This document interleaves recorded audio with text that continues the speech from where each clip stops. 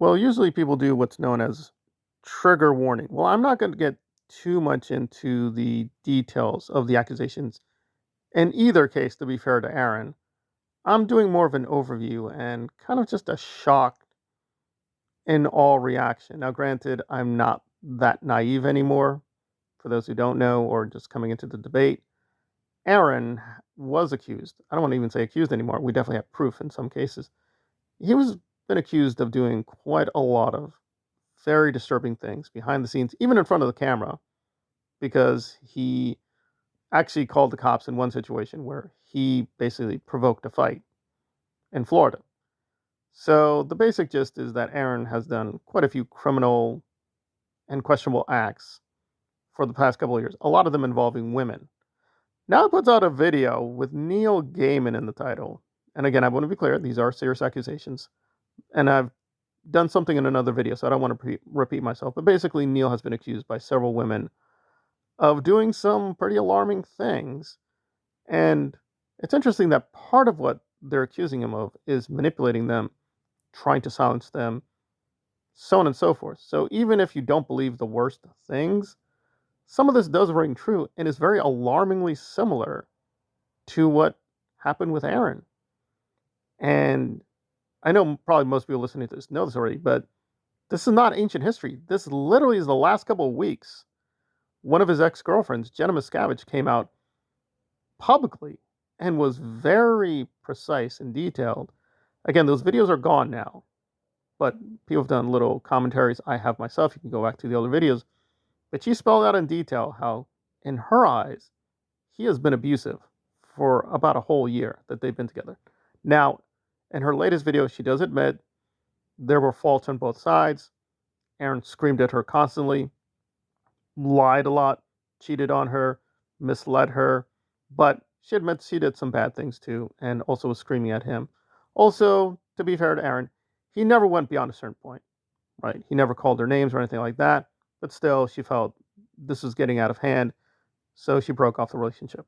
And again, full disclosure, I didn't see the whole video, and usually I'm the first one to say you want to see the whole thing to criticize, but holy cow, he did some pretty shocking things in this video. And again, I can't prove this right now because he's been striking the channel for using anything involving him, even if he doesn't care about fair use. He doesn't care about anything like that. So he's gone after this other channel too, SPTV Foundation.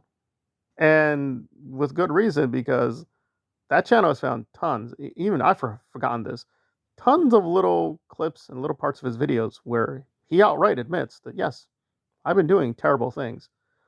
And one thing in particular you will find if you look at Aaron's videos long enough and go to the SPT Foundation for confirmation. I will probably, hopefully, do a screenshot so you can see this for yourself. He does this thing, and there's a big debate here. There really is a debate on two sides. When he does the so-called fake crying. And it is very specific. It is a very, very specific trope that Aaron does. When he gets in trouble, to get out of it, he just puts on this play act of being very upset. And he does it so consistently. So consistent. And it's always the same thing. He's like, he waters up, he winces, he bows down, he brings his hand or arm close to us. It's just this very manufactured thing. Some people say it's real, but at this point, I've lost count how many times I've seen this, at least over a dozen times in a year and a half. And it's just like, this is really getting tiresome. So parts of the video were hard to stomach. Just the basic thing here is just very grotesque. So he's doing fake crying about these women making accusations against Neil about things we know for a fact he did some of these things, right? Gaslighting people, manipulating people, denying, making counter accusations, trying to use his fame and celebrity to silence people. He has literally done the thing he's accusing Neil of. And so you're like, huh? And at least the parts I listened to, he did give me one fact I didn't know. I'll give him that. So he did provide some interesting critical information. But even the parts I listened to didn't make sense, because part of what people are going over now with these accusations is that he had a very weird, rough background. And yes, that is true. He did have a background with Scientology as a kid. And what's strange is Aaron is denying certain things. He's saying, I've never heard of this. namely that a child that young as Neil would get introduced to Scientology. He said, I've never heard of that.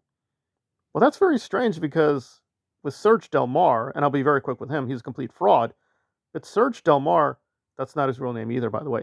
Um, he says this thing happens all the time. Like, you didn't listen to Serge, even a couple of videos.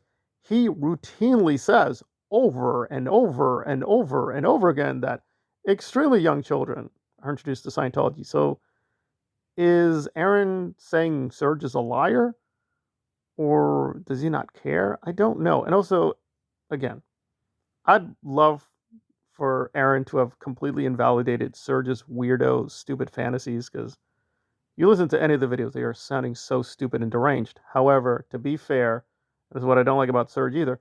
They're basically just telling you things they can't even confirm or know. Like, Aaron is not British, right? As far as I remember it and know, he mainly did Scientology in Florida and California. He did it elsewhere too. He's spoken about going to other places. Also, he made the statement that he was in Scientology over 30 years. 30 years? That doesn't match his age. That doesn't make any sense. Also, too, like those quote years he was in Scientology, he admits now that he was leaving, right? He was contacting Mike Rinder. So it's sort of like, would that really count as you being in Scientology? He was like literally breaking tons of policies, saying, yeah, they said to disconnect. I completely ignored them. So what does that mean? Does he mean formally? And also, that's not even half true because there were years he took off. He literally just took time off from Scientology. He said, yeah, I'm just not going to do Scientology for a while. So yeah, the whole thing was a mess. But that's it. I didn't see the whole video. I only saw little snippets. So maybe just got unlucky seeing the worst snippets. But I don't know. It was just mind blowing the statements he's making. But this is where we get to Jenna, and I'm gonna have to disappoint people because you think after all this, the gaslighting, the lying, the manipulation, that she would be ready completely to move on from him. But the video was a little mixed. I don't want to misinterpret what she said, but the way I understood it is she's willing to take some blame. She says she got a sincere apology. She didn't, I think, specifically say it was Aaron, but I would assume it has to be Aaron.